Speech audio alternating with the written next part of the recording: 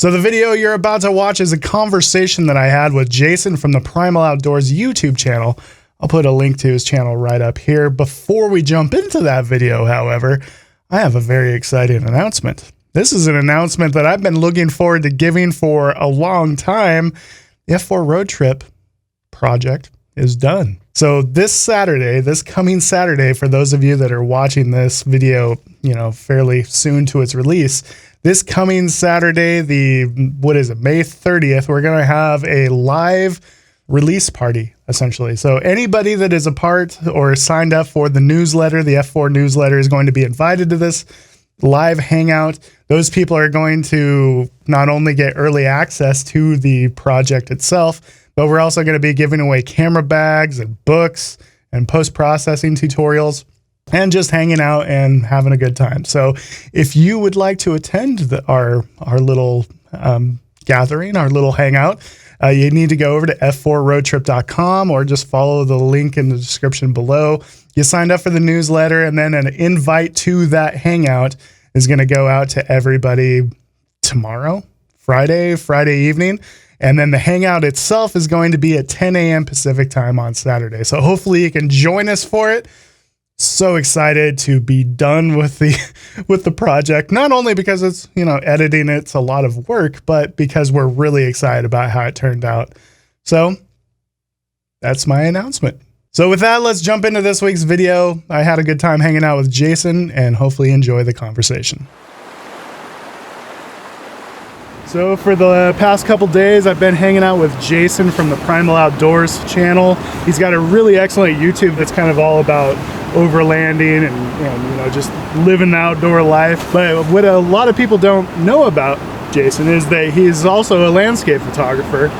And it's kind of interesting to see how you and I approach us being outdoors from kind of opposite directions. I'm outdoors because I'm a landscape photographer and I'm camping a lot, but you're a landscape photographer because you're outdoors a lot. I mean, I don't feel like I so much go out specifically like I'm gonna get up and I gotta go out and shoot landscape. A lot of it just has to do is I do enjoy landscape photography very much, but because I'm out in these places, I just find things through my explorations. I'm like, oh, I really like that. I'm gonna go ahead and shoot that, right. But it's not necessarily for me, like you said, a goal that I'm going to get up and go find landscape. It's more that I like just getting out and exploring remote areas, and in that process, I find things that interest me in shooting. I imagine because of that, the types of photo opportunities that you see or that you choose to shoot are totally different than somebody that's going out for a photo location, right?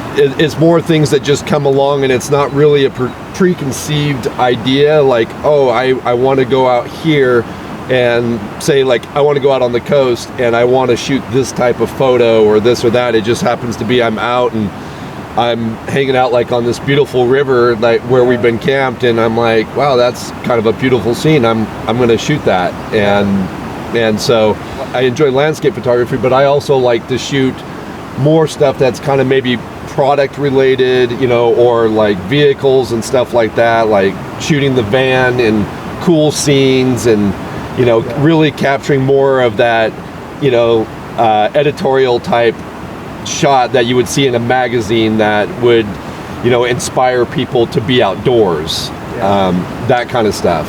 So anybody that follows his channel is probably familiar with this big thing that we got back behind us. It's a really cool van that he's been building. It makes sense that like when you're pouring a bunch of work into something and you get it out, in its natural habitat, you want to take some photos of it. Maybe talk about like your evolution as far as like your outdoor camping setup. Yeah.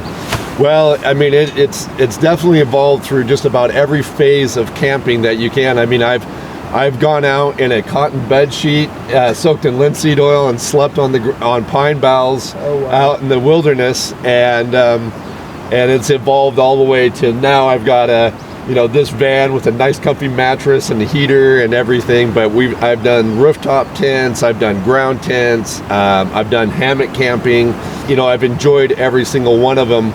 But as I've gone along, and a lot of what's driven my setup a little bit too is my 2 old dogs, and the fact that they're with me all the time since I got divorced, 4 or 5 years ago, and I started bringing them along. A lot more of the kind of backcountry wilderness stuff kind of started to take a back seat to more vehicle style camping, and that's what kind of led me into the overland, and then I just started kind of working my way through it. And me and you talked about this a little bit further, is the evolution of my setup has kind of gone with how fast I can get something set up. How can I get into a location, get set up quickly, and then in the morning be able to tear it down and get back on the road? Because especially like for you, and I do it too when you're shooting photography. Like you said in the video we did, you get in after dark, and because you've been out shooting, and you just want to be able to get set up, and then you might want to shoot again in the morning, and you're going to be trying to put stuff away before light, and just having a setup that's very quick and very easy just makes that a lot easier. And that's kind of where it evolved from kind of being more in my truck and rooftop tent and all that to the van, because the van I can pretty much within about 10 minutes I can be ready to go to bed, and then within about 10 minutes I can have the van started up and heading down the road.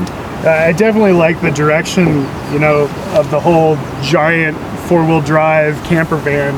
I like that because when I get to camp, I have to pop open my roof tent and set up my ladder, set up my bedding, and it's very fast. It's way faster than like a ground tent or something. But when the weather is bad, or when I wake up for a sunrise, I definitely envy your ability to just kind of roll out of bed, roll in the driver's seat, and drive away. I mean, assuming that you put stuff away the night before, I envy that. And something like this is so much more off-road capable than the typical camper van you see. Right. I got stuck multiple times where he didn't, and just because of the amount of clearance that he's got, I think it's really cool to have something off-road capable, but also so nimble in the morning hours when you don't really want to wake up hours before sunrise. Right, and you hit on something right there that a lot of people ask on my channel, because as you've people who've watched my channel know that I've had all these different setups, and the last setup that I was using the most regularly is a kind of a teardrop style trailer, which was a great setup when I had the pickup, and it was as close to the van as I could get, because it pretty much had my bed already set up, and it was very minimal setup to have to once you got into a location, there was very little you had to do to get it set up and get ready for bed and all that.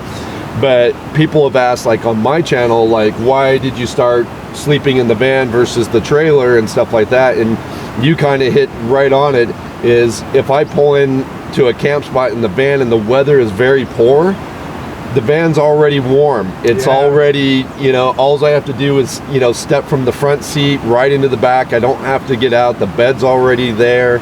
I can flip, shut the van off. I can flip on my Propex heater, and you're already warm and comfortable and ready to go to bed, versus the trailer was very handy and very comfortable, but I would have to get out and straighten a few things, get the heater going, let the, get the cabin warmed up in the trailer, and it's still very minimal amount of stuff that you had to do, but it's like nothing in the van, because you just pull up and you're like, van's already warm, hop in the back.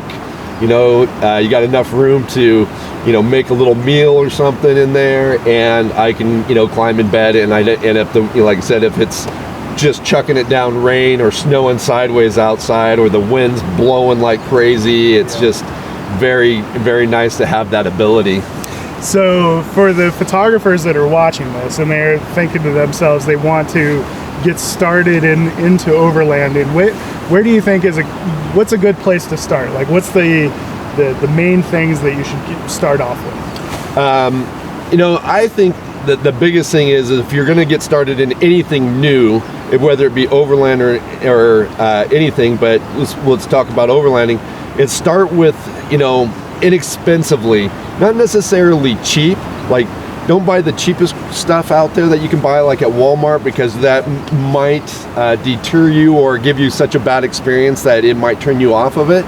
But what I don't want you to do is look at someone like myself or even you, because you've got a really nice setup now, and get discouraged that there's so much money that invested that you know that it's just too much. I really want to encourage people to start off with whatever they have, and even whatever vehicle you have, even if it's not super off-road capable, because you know as well as I do, there is miles and miles of road systems and everything. Even where we're at today, we're very far back, and we're 2 hours from the closest town, but you could drive here with a two-wheel drive vehicle to this location where we're at right now. So don't be discouraged if you don't have an off-road, super off-road capable vehicle. Don't be discouraged if you don't have a rooftop tent and all those things.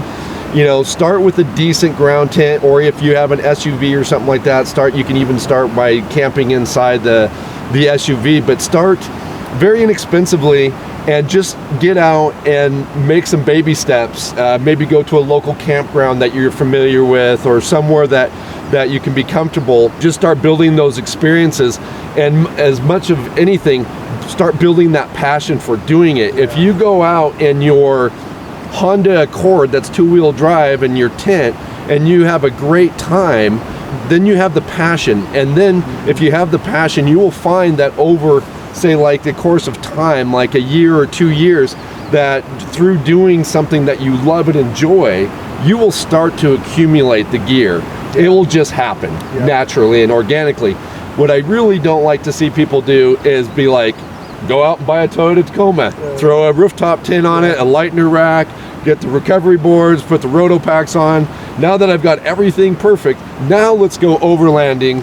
And then you find out, like, I'm not really into this. Yeah, I kind of miss my hotel room. Yeah, you know, so I really want to encourage people to start with whatever you have. Do not, you know, get discouraged by the naysayers that say, oh, you can't do that without a super off-road vehicle. Usually those people work at a place that sells all the overlanding gear. Yeah.